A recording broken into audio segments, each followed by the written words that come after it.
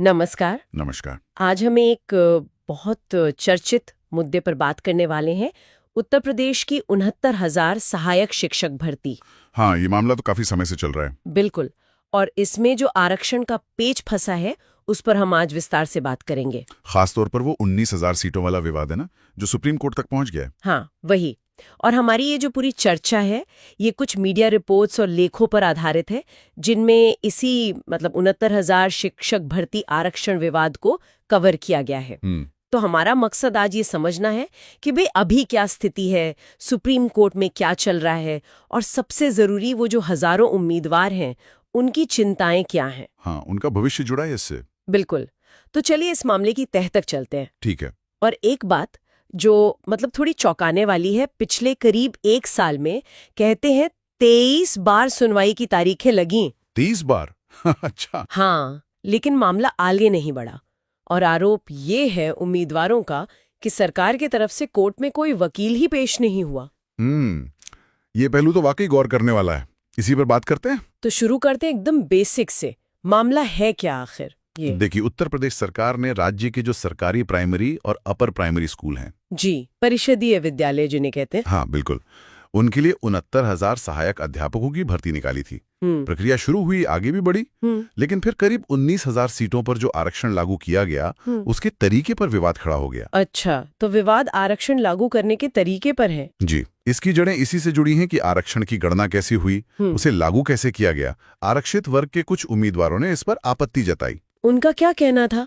क्या आपत्ति थी? उनका मानना था कि जो तय नियम हैं उनका पालन नहीं हुआ है आरक्षण देने में, और बस ये मतभेद बढ़ते गए और मामला पहुंच गया सुप्रीम कोर्ट। हाँ, 28 अक्टूबर ये तारीख तय हुई है। तो जाहिर है जो आरक्षित वर्ग के उम्मीदवार हैं, जिन्हें लगता है कि उनके साथ नाइंसाफी हुई है, वो तो इस तारीख से बहुत उम्मीद लगाए होंगे। बिल्कुल, उनके लिए ये बहुत अहम तारीख है। लेकिन ये सिर्फ एक कानूनी मामला तो है नहीं, जैसा आप कह रहे थे। नहीं, बिल्कुल नहीं। इसके सामाजिक और प्रशासनिक पहलू बहुत गहरे हैं।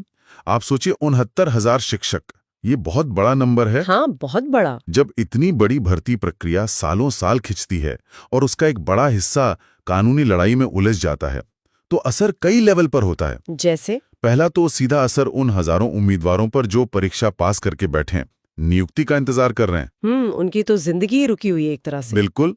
और दूसरा, जो शायद और भी गंभीर है, वो असर पड़ता है प्रदेश की स्कूली शिक्षा व्यवस्था पर। अच्छा, कैसे कैसे होगी? और फिर जब विवाद जुड़ा हो आरक्षण जैसे संवेदनशील मुद्दे से, तो मामला और गंभीर हो जाता है। आरक्षण का मकसद क्या है? सामाजिक न्याय। जी। अब अगर उसको लागू करने के तरीके पर ही सवाल उठें और मामला सालों तक कोर्ट में लटका रहे, तो ये न सिर्फ उम्मीदवारों में बेचैनी पैदा करता है, बल्कि पूरी व्यवस्था पर भरोसे को कमजोर करता है। सही बात है। तो ऐसे मामलों में पारदर्शिता, स्पष्टता और सबसे जरूरी समय पर न्याय, ये बहुत जरूरी है। ये केस इस बात को बिल्कुल साफ दिखाता है। बिल्कुल।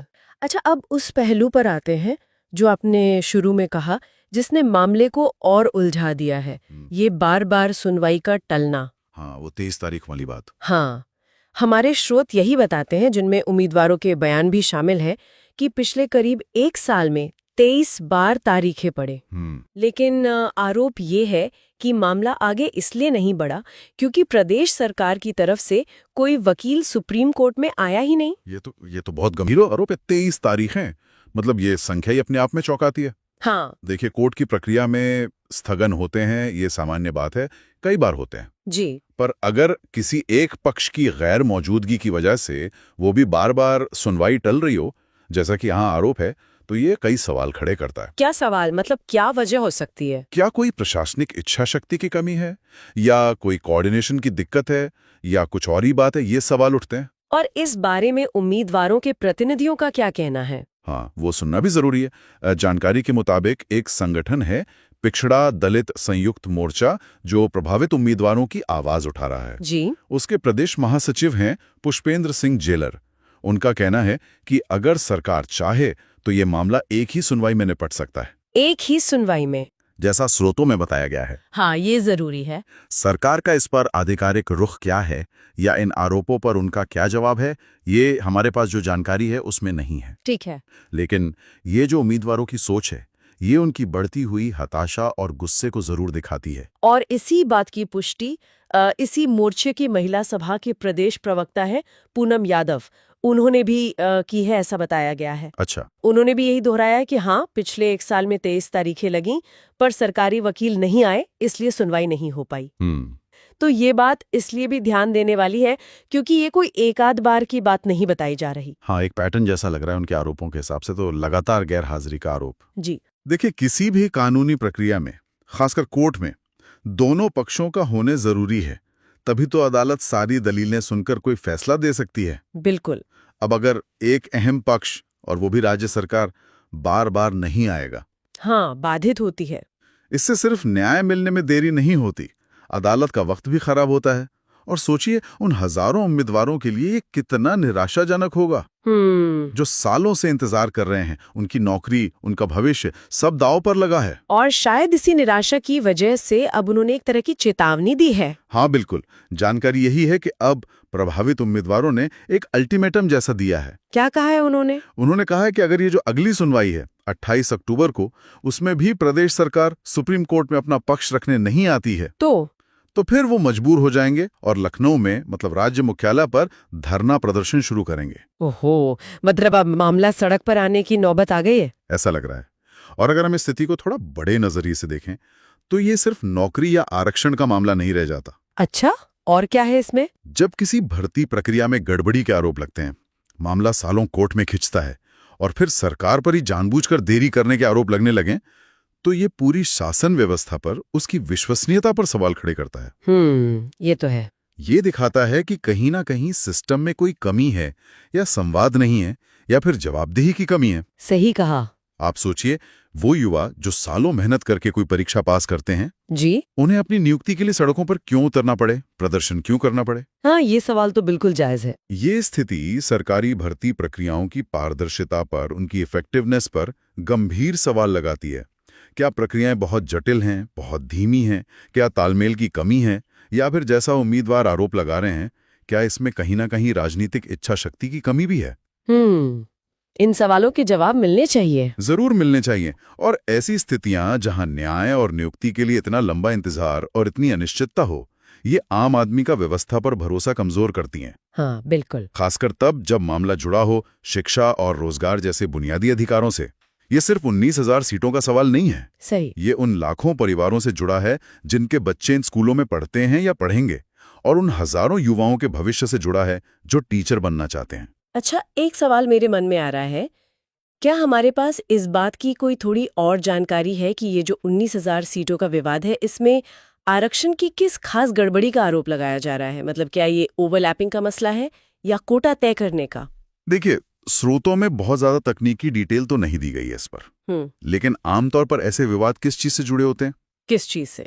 या तो आरक्षण की गणना के तरीके से, मतलब कि किस वर्ग को कितनी सीटें मिलनी चाहिए थीं और वो गिनती कैसे की गई, या फिर उसे लागू करने के तरीके से, जैसे कि वर्टिकल आरक्षण होता है SC, ST, OBC का, और हॉरिजॉन्टल होता है महिला, दिव्यांग वगैरह का, उनको कैसे एडजस्ट किया गया। अच्छा।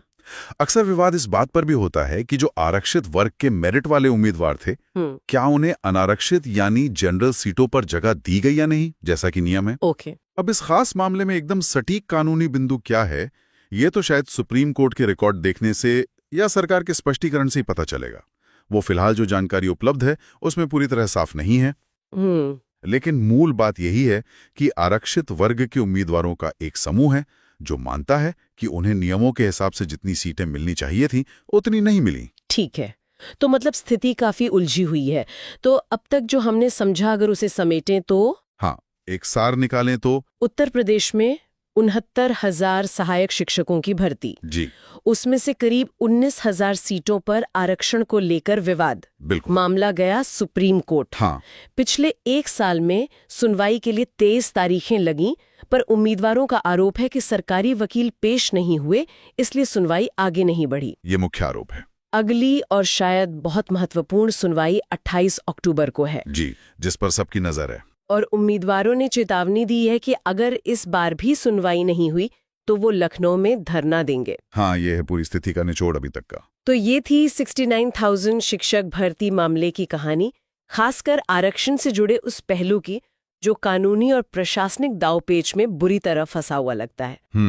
28 अक्टूबर की तारीख अब बहुत ही अहम हो गई है, इस पर न सिर्फ हजारों उम्मीदवारों की नजरें हैं, बल्कि शायद ये तारीख इस लंबे गतिरोध का भविष्य भी तय करेगी। बिल्कुल। और ये पूरी स्थिति जो है, ये हमें एक बुनियादी सवाल पर सोचने को मजबूर करती है। क्या सवाल? जैसा कि स्रोतों में आरोप लगाया गया है कि अगर किसी ऐसे मामले में जिसमें हजारों लोगों का सीधा हित जुड़ा हो, सरकारी पैसा लगा हो और जो शिक्षा और रोजगार जैसे अहम क्षेत्रों से जुड़ा हो जी, अगर उसमें राज्य का प्रतिनिधित्व यानी सरकार बार बार अदालत से गैर हाजिर रहती है, तो ये हमारे सिस्टम की प्राथमिकताओं के बारे में, उसके काम करने के तरीके के बारे में क्या संकेत देता है?